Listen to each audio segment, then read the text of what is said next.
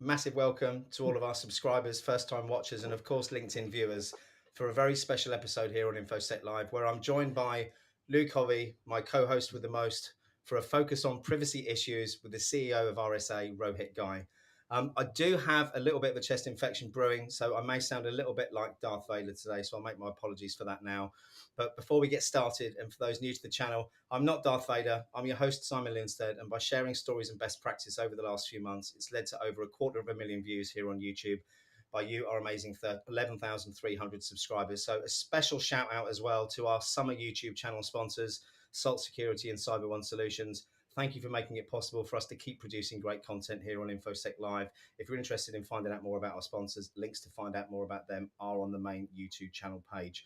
And again, if you enjoy our content, please do hit that thumbs up button. And if you're watching this live, we want to make this as interactive as possible, as all our shows are. So please do drop any questions you may have in the chat.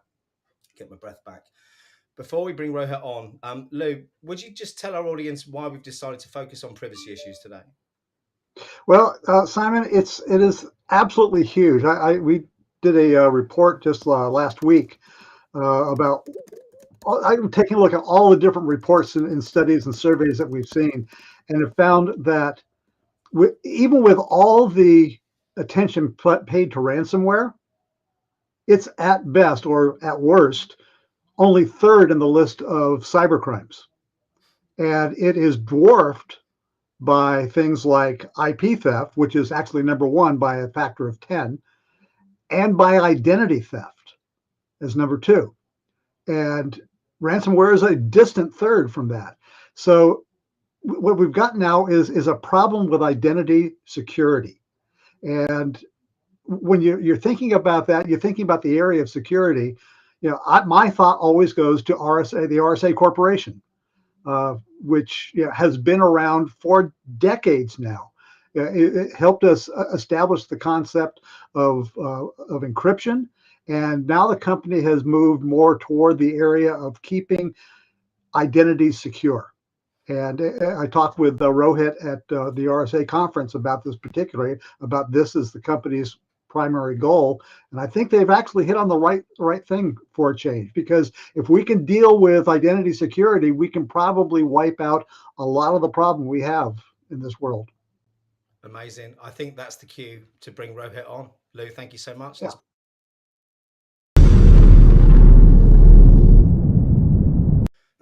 So I pressed the button a bit quick there, Lou. Sorry about that. Welcome, Rohit. Thank you so much for taking the time to come on. I told you I wasn't well, didn't I? Yeah. No, all good. Thank you, Simon, and thank you, Lou. That was, the music was quite inviting. So excited to be with you guys. Yeah. Excellent. Thank you. Thank you very much. I'm gonna be quiet now because I know that Lou's got lots of questions for you. But before Lou kicks off with those questions, would you mind just giving our audience a bit of an intro about yourself, Rohit? Absolutely. Rohit Ghai, CEO at RSA. And I like to think of my role as, I'm the chief student here at RSA in the subject of security, and specifically identity security. Very passionate about the subject. I completely agree with Lou. If you get identity right, we can get cybersecurity. We have a shot at getting cybersecurity right. Been in the industry for 30 years, largely in the area of cyber and infrastructure security. Amazing. Thank you very much. Mr. Covey, over to you for the insightful questions. All right. Well, as I said, identity security is one of the most significant issues facing individuals and businesses. Phishing and identity theft dwarfs ransomware in the terms of financial loss and just in the sheer number of attacks. And now the advent of AI in political campaigns is magnifying the problem. Are we making any progress in securing identity for the populations of the world? Great. No, great question, Lou. What I would say is, look, progress in cybersecurity is always relative. Are we moving forward? Absolutely. But are we keeping up with the escalating threat landscape? Perhaps not, right? It's a race against the bad guys. Right. And there's a lot of progress in terms of technology. There's a lot of progress in terms of regulatory activity, processes. There's a lot of progress on the people dimension. People are getting, there's more cyber education and talent. But if I go back to the student analogy, I introduced myself as a student. Look, we are studying much harder, but our grades are falling. Things are, moving forward, but progress relative to the bad guys, not as much as I would like to see. Okay. So to go off on that, looking at the numbers that I looked at, the lowest numbers come from the IC3 at $10 billion in 2023 for financial losses coming directly from identity theft. Then the companies are involved in protecting identity access. They say it's around 250 billion for this year. That's a large discrepancy, but I mean, when you're talking about billions, as some famous senator once said, a billion here, a billion there, pretty soon it adds up to real money. Does it really matter just how big it is? Isn't it just the fact that it's rising out of control is more of the issue? And why is it so rampant? Yeah, no, I agree with you. It's a billion here, billion there. That's not the issue. The issue is that we are, we as a cybersecurity community are failing. Our grades are falling, and it's not because we aren't working hard. It isn't because we are innovating. It isn't because there's the cyber community earnestly wants to do better. I think the reason it's rampant, to answer your question, the reason we're failing, the grades are failing, is because I don't think we have a grasp on the fundamentals. In any subject, to perform better, you have to get the fundamentals right. And I think we have this perhaps this predisposition to pursue the next shiny toy and the next technology and the next one, and hope that that's going to be the panacea in cybersecurity. But I think that has come at the expense of some fundamental tenets in cybersecurity, some basic things that I think we need to get a better grasp of to do a better performance in the test, right? And I would put identity security, I would put vulnerability management, I would put basic risk management, knowing where your crown jewels are, et cetera, et cetera. Those are sort of basic tenets of cybersecurity. And I think that's our failure mode. That's why, cyber incidents and breaches and, the numbers that you cited, billions of dollars. In fact, a World Economic Forum article, put a T in front of the aliens in terms of trillions of, the overall cost of cybercrime is in the trillions, which is just astounding if you think about relative to the global GDP. If cybercrime is costing that much, it behooves us to, again, focus back on the fundamentals, identity security being one of those core tenets in the fundamental issues that can really improve your cyber posture. Okay. Now at RSA, we talked about the discrepancy between what people claim is their security status and what it actually is. There was a study that we reported I think about a couple of months ago from a company called Apricorn, where they pointed out that the number of companies reporting that all of their devices were encrypted had dropped 80% between 2023 and 2024. And the question was, why did this happen? And that was on the heels of what happened with Marriott coming out and saying that they had been encrypted. And then finding out that they weren't encrypted, basically because they didn't know what encryption meant. And we've gone through this process of people spending billions of dollars on new technology to keep themselves safe, but they're not even using that stuff. I think a report we did last year was that big corporations like Oracle, they would buy any security product there was, but it had become what they called shelfware. It had not even been bothered to be installed, not because they didn't want to, but number one, they didn't have enough people to do it properly. So is possibly the problem we're facing right now because people think they're doing well and then suddenly realizing they're not, and now they're coming to the realization of just how ignorant they are of security. I look. I think you hit the nail on the head that it's our overall view of how well we're doing versus how we're actually doing. There's a disconnect, right? And that disconnect exists because because we don't. I think we haven't done a great job of, to your point, taking a risk-based approach to cybersecurity. Back to your point around, like in a lot of cases, we know that identity security is the number one way the bad guys actually get into the network, right? Compromised credentials is on the back of some 85+% of cyber incidents around the globe. And that has been consistent year over year, decade after decade. And yet, MFA adoption, multi-factor authentication adoption, is at best 50% of the user accounts that are managed. We're still relying on passwords, as an example. Yeah, I don't think we're even that close. Precisely. In the enterprise, perhaps we're closer to 50%. In the broader demographic, you're right. The number probably much lesser.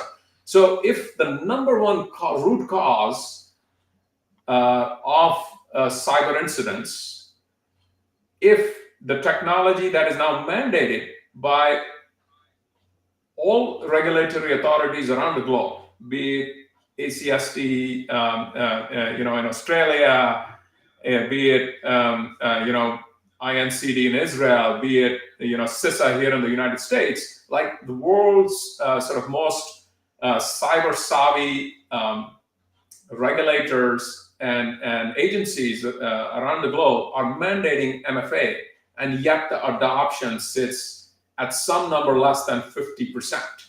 We are failing on the fundamental tenets of cybersecurity. The second thing, I think, the second issue that I want to draw our attention to is, in a lot of cases, these basic techniques, these basic approaches are not being deployed. That's one issue.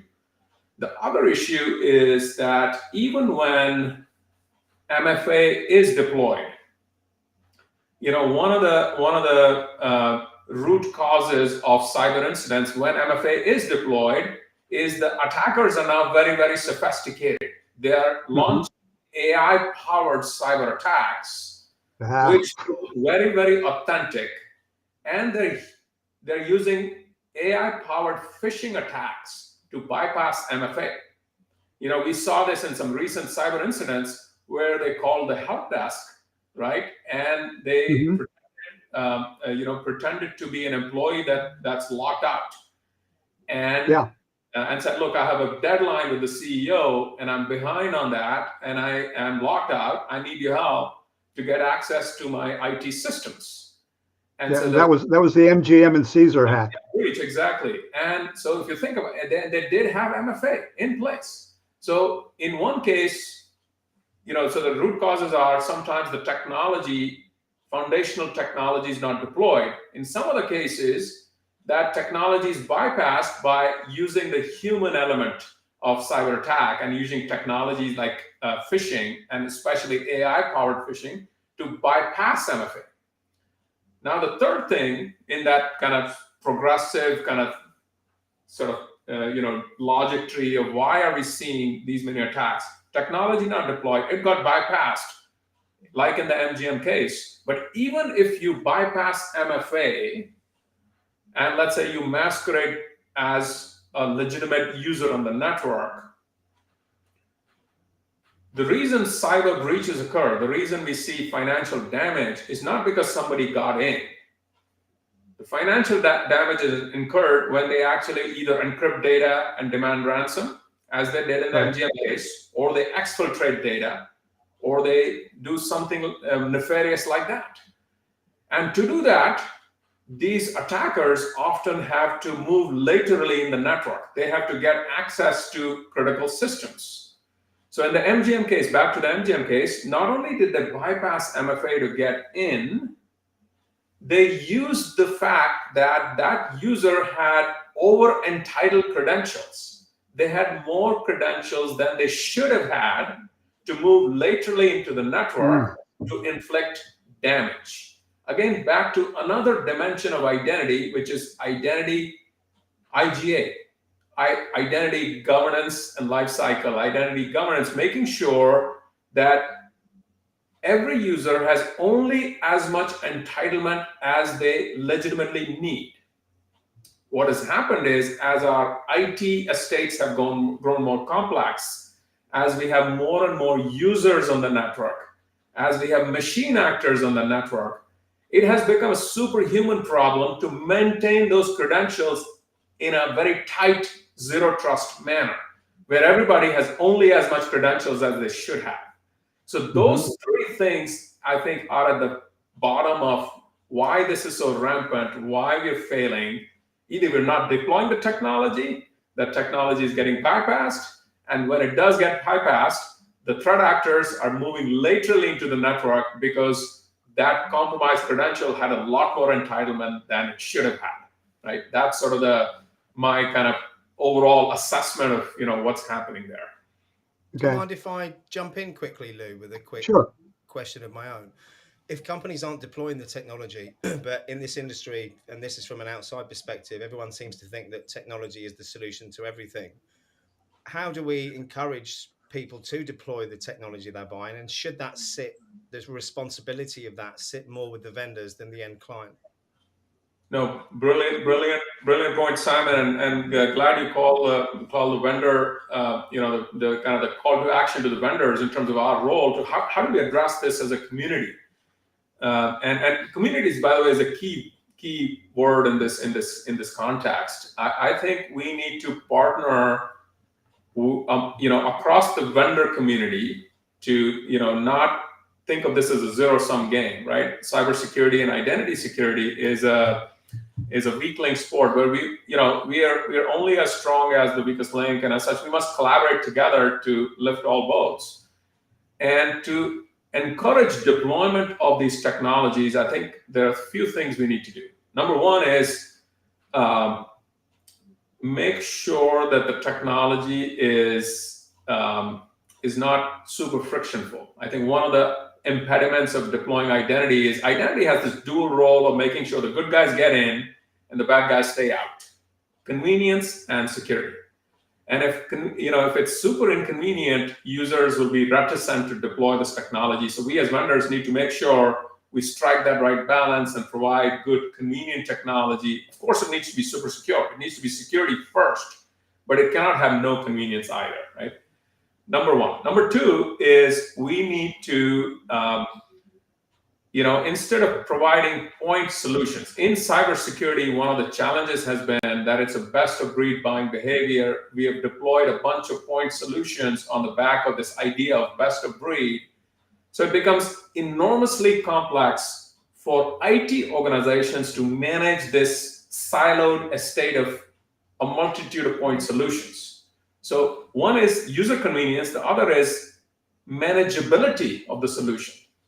And as such, I think vendors need to deliver platform solutions that kind of bring these silos of pieces together so it's more manageable from an IT administration perspective.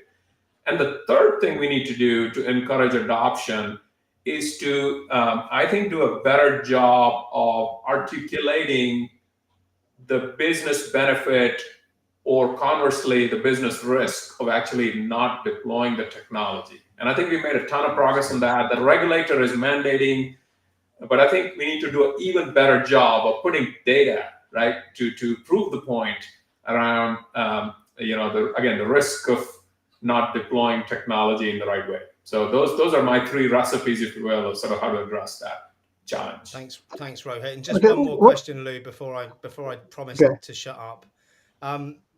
Thinking about what you've just said and the fact that it is a very fragmented market when it comes to tools and solutions, and I speak to CISOs, when they start their new roles, and it's just an absolute mess of a tech stack with stuff absolutely everywhere. I know Sunil Yu has done some great work with the cyber defense matrix, which can help people with that. But do you think that it's just a natural stage of the industry life cycle that we're in? Because I suppose the industry as a whole is probably a teenager right now. Do you think we're going to see, I won't say a toddler, I think we're past that just. Do you think we're going to see more consolidation and people demanding, I'm not going to say single pane of glass because I think it's the worst statement that anyone ever uses, but it is kind of relevant, having that kind of one vision approach. Now I'll be quiet, Lou. Okay. I definitely think platformization and the shift to platforms is happening as the industry is maturing. I think consolidation continues. Having said that, what I do want to state is we're not going to see a single pane of glass at the cybersecurity level. It's not one gigantic cybersecurity platform. There'll be domains in cybersecurity that will have their own platform. So as an example, for the security operations team, it's almost at a teaming level. In cyber, we have different teams, right? You have the security operations team that uses detection and response technology. So in that area, there is this term called XDR, which is the consolidation of EDR and NDR and all the different DRs, right, that exist into one consolidated detection and response platform. So that's for the security operations team. For the identity team, similarly, there'll be an identity security platform that should emerge through consolidation of capabilities like multi-factor authentication, IGA, privileged access management, ITDR. So again, there'll be these domains of pillars that will consolidate into maybe a handful of platforms. It won't be one singular platform, but it'll be instead of thousands of point products, it'll be 5 or 10 platforms that will eventually emerge, I think, as we move forward in terms of the IT security architecture. Thank you. Okay. So I want to go into one more question here. And I want to bring in some current events here. We had at the RSA conference, we had the big signing of the Secure by Design pledge, which made a skeptic like me just shake his head and go, what the hell? But at the same time, I'm talking to a lot of different companies in the world. And a couple of them just popped into my mind right now. One was a company called Loop 8. It's a startup. They're coming out of stealth. And they're a password manager company. And they've come up with a way to, because the big problem for password managers is that you've got to have a username and password to get into your password manager. And if somebody can steal that, well, then they've got the keys to the kingdom. Well, these guys are doing something, and I'm not exactly sure they're doing it the right way, but they don't have a password and they don't have a username. What they do is they validate who you are through various means, and then they you give them 8 people that you trust to validate who you are. And once that's been validated, everything else is wiped and you've got your access. So, and if anybody has to come in, they have to identify all 8 of those people in order to get past that. So that's one way. It's interesting. And they're going to go a little bit more forward by actually providing something of a badge to say, yes, if you get the text from this person, they've been validated by Loop 8. It's a great idea. But then there's another company that's been around for a little while called, they're still a startup phase, but Cyberus Labs. Cyberus Labs uses a technology using your cell phone where you go to a website, and if the website is protected by this technology, okay, it will emit a suboral tone based on a one-time pad that your phone can pick up, and then respond with a code accordingly. And then that code goes away, and the code only lasts for a microsecond. Do you think that we need to start moving more toward that kind of a design, other than in response to things like Microsoft has said they're going to make secure by design and then come out with recall the same wake? No, great observations, Lou. I think there's a lot you packed in that story there. What I would say is, look, in identity specifically, in addition to the three issues that I cited around lack adoption and other areas, passwords are one of the reasons MFA or other identity technologies aren't getting deployed, because there is a sort of a less technical solution that we have come to that we've been using for decades, which is passwords. Passwords are expensive. Mm-hmm. Passwords are vulnerable. They're cheap, but they're vulnerable. And so I do think that the industry at large needs to move to passwordless approaches. It's a difficult technical problem to solve. But I finally think, and why is that? Because it requires alignment across the industry. It cannot happen if just one application moves to a passwordless paradigm, or if just one vendor provides a passwordless approach. I think as an industry, we need to synchronize our efforts so we can and take a standards-based view to implementing passwordless type technologies, like the examples you were citing. Right? There are many approaches. There's QR codes, or there's a standard called FIDO, which has matured, and we RSA have been on the board of FIDO to curate and incubate passwordless technologies to do away with passwords, because they are vulnerable and they're costly and they're hard to manage and administer. Right? So many support calls every organization faces is simply resetting passwords. So I think it is time for passwordless to become mainstream, not just in the consumer side of identity, but also on the workforce side of identity, through the maturation of standards like FIDO. And a couple of examples you cited around using biometric or other means to not rely on passwords, but use sophisticated technology to sort of prove you are who you are, will be parts of those passwordless solution approaches. And we RSA introduced some passwordless technology at RSA conference, in fact, and there's more and more announcements coming out. So I think that's sort of part one of your talk track. That look, in identity, moving to passwordless approaches is a much needed aspect and a very valuable approach for the industry to move forward on. And then, you touched on Microsoft and the security pledge and the recall technology. I want to just make a macro comment that, look, I often use the word security first. That, we constantly as an industry have this tension between innovating fast and making sure the innovations are secure by design, right? Which is the secure by design pledge. And there is a tension in that kind of that balance. I think for companies like Microsoft, which are big companies, it's hard to adhere to the kind of the secure by design pledge. I on one hand we can say, look, the recall, the story was an example of why how they're not living up to it. But on the other hand, I think you have to recognize they're a big ship. Turning a big ship is hard. And number two, I think they, for a company that is not security only, they're security also. In other words, they're not just a cybersecurity vendor. They have AI, they have collaboration, they have operating systems, they have like many other businesses. So security is one part of their business, and as such, it's hard for a security also company, as opposed to a security only company, to be security first, right? So I think we have to recognize that, and I think each company in their own identity, no pun intended, needs to do a better job of moving towards a secure by design, right? And it's going to be easier for some companies because all they do is security. And it'll be harder for other companies like Microsoft, which have security and a lot of other innovation areas, but they still need to do better. And I think I see the commitment from the companies that have signed up on the pledge to do better, and that'll lift all boats, and that's a good thing for the industry. So I'll take a positive kind of angle to your question, which is a fair question, frankly.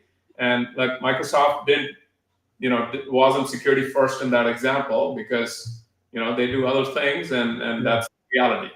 So that's my quick comment. I think I do applaud CISA and the role of the public sector to drive this kind of Secure by Design pledge initiative to just draw attention to this very important problem in the industry where the cyber threat actors are kind of leaking productivity for the economy and causing much damage and in fact stalling innovation. So again, it's a good direction, hard to implement, but a great direction.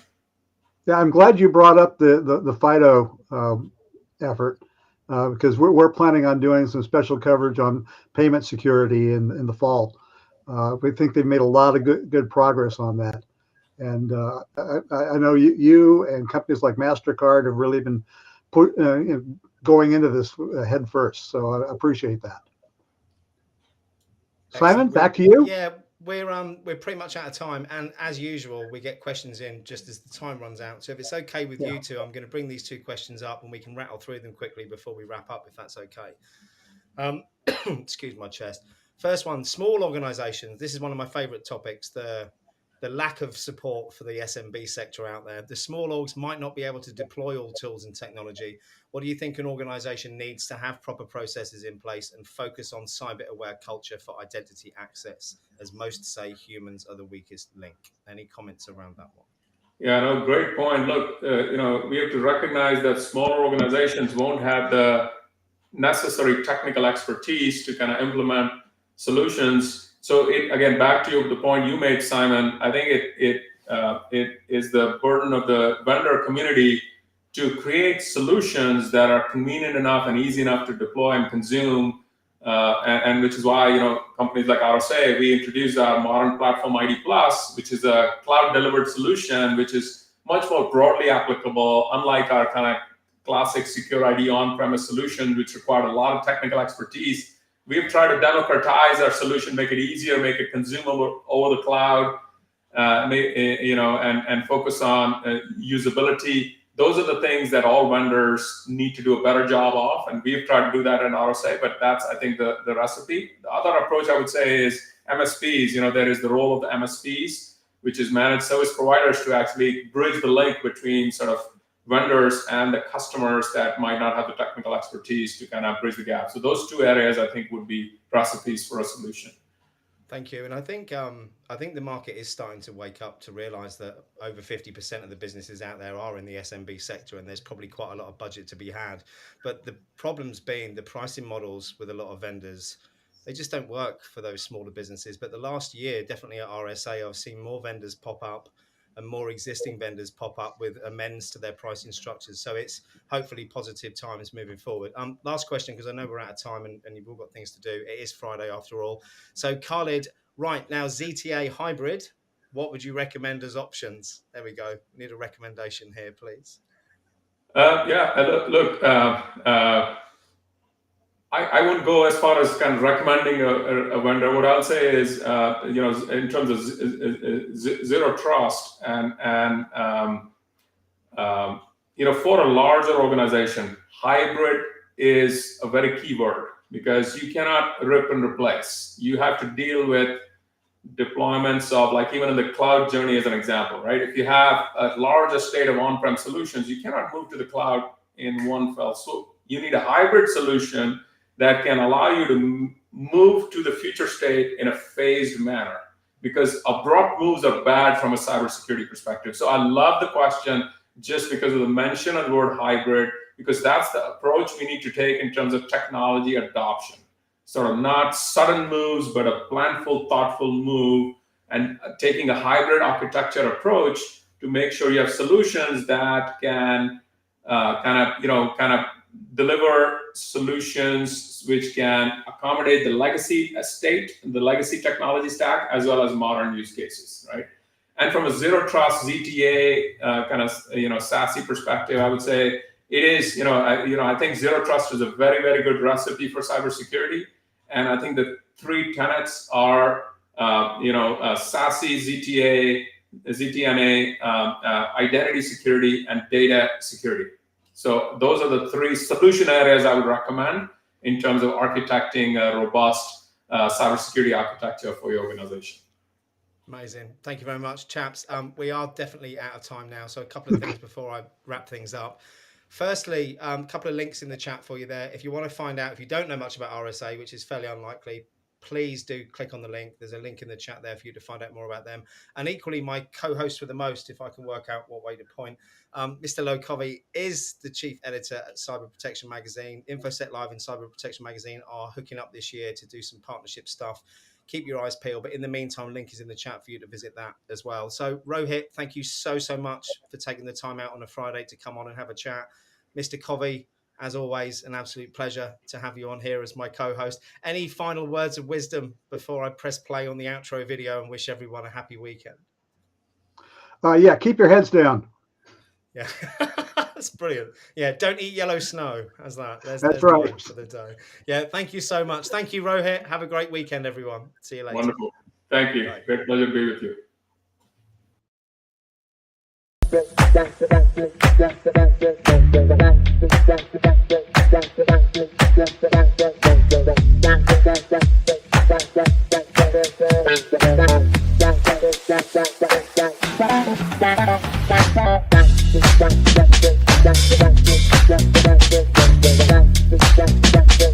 Thank you.